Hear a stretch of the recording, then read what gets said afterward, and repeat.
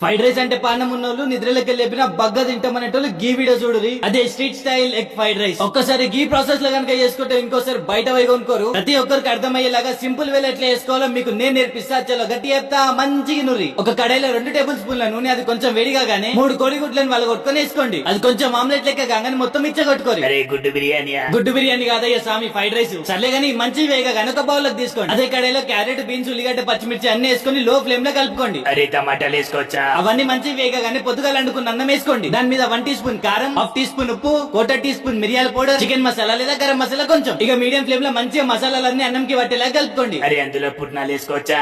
అందులో 1/2 teaspoon soya sauce, 1/2 teaspoon green chilli sauce, 1/4 teaspoon vinegar, fry చేసుకున్న గుడ్డును కూడా వేసుకోండి. అయ్యో పుట్నాలు ఒకటి ఎందుకు తాత, కావాలంటే పాత ఏమైనా చిరిగిపోయిన బట్టలు ఉంటే తెచ్చేసుకో. నీలాంటోడే ఇల్లు గాలి ఒకటి ఏడుస్తుంటే సుట్టకు సురుకు లేదా ఇంకోటి ఏడ్చిందంట. ఇక్కడ జరుగుతుంది ఏంది, నువ్వు అడుగుతుంది ఏంది నీ అవ్వ. చల్లగాని లాస్టిక్ మీద కొత్తిమీర వేసుకొని వేడి వేడిగా తినురి.